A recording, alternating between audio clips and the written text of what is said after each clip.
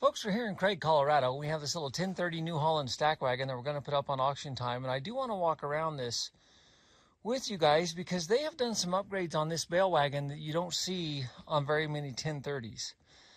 And so I think it's kind of interesting what they've done with these things. And we'll get to it as we walk around the Balewagon. So start up here on the front. You can see they've modified the hitch to a John Deere hitch. So you'll need a clevis hitch on your tractor to pull that, guys. It does require a 540 PTO.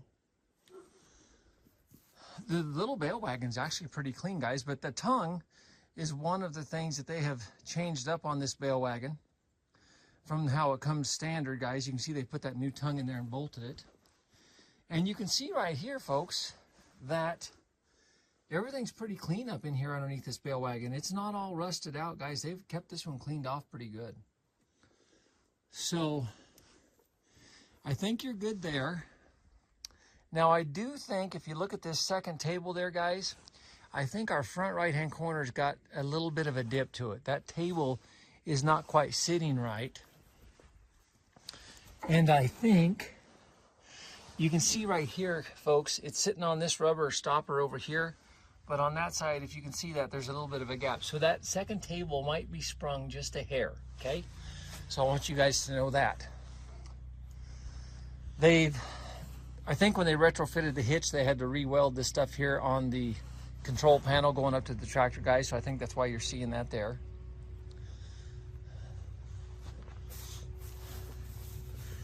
Underneath, though, when you look at the frame, I think the frame on this Balewagon is good. And here's the other interesting thing. So those of you guys like me that have stacked with these 1030s know that you have your two axles back here, one sits inside the other, but you can see on this one they've added a third axle up here in front. And you can see they've welded the bracket on right there, and they've expanded the carriage back there to hook that spring into it. Now, it's not necessary, guys, but what that does, I can tell you one of the downfalls of the 1030 was with that recessed axle on the inside on the front, it wasn't quite as stable as a 1032. But I'm going to speculate with that axle added on the front, guys, that gets rid of that problem. And I'll bet you this is a really stable Balewagon then.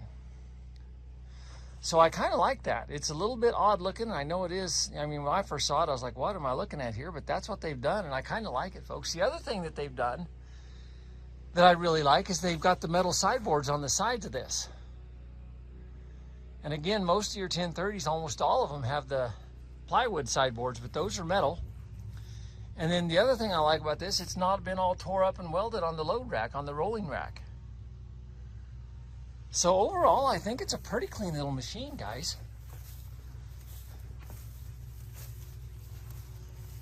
Your load rack's good and clean. It's not all rusted up.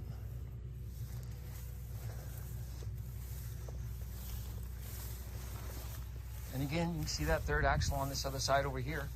And your tires are decent, guys. They're going to show a little bit of weather, but they're all holding air. They all look like they're decent enough. You could probably pull this right down the road and not have any problems. And again, you can see that bracket that they have welded on right there for that third axle. Another area that I always try to point out on these guys are the corners that hold up the sideboards. If a Balewagon's been abused, guys, it catches it right here on these corners, and you'll see these all broken up and welded and patched together. This is not the case on this machine. This one is really clean on both sides, guys. So I think they've taken pretty good care of this little Balewagon. And again, same thing, guys. You're not seeing any welding on the frame where it's been broke or anything like that, guys. The only welding on the frame is where they added that third axle on the front. Now on the bale chute, and I don't blame them for doing this either, you can see they've added this extra skid plate to keep it up out of the dirt. When you're picking up your hay, that lets your chain clear fine. And you can see they've done a little reinforcement on the arm right there. But other than that, a pretty straight little Balewagon. Now the one thing I was going to show you guys up here on your controls, you've got this controls your bale chute. Lowers it, raises it, and turns the chain on and off. And then this is your load rack and your push-off feet. But I saw this little cable here, and I wasn't sure what that is. And what they've done is they have ran like a choke cable all the way back, and they've hooked it in to the trip on this second table. And what it does is if that wagon, if the table goes up, if sometimes they'll lock and not release and come back down, you can pull that cable and it will release it and that second table will come back down. That's what they've hooked that up there for. So again, guys, I think it's a good, clean little 1030. And sure enough, one with the modifications they've done would make it just handy as heck. So we'll get it put up on auction time. And if you guys have any questions, give me a holler.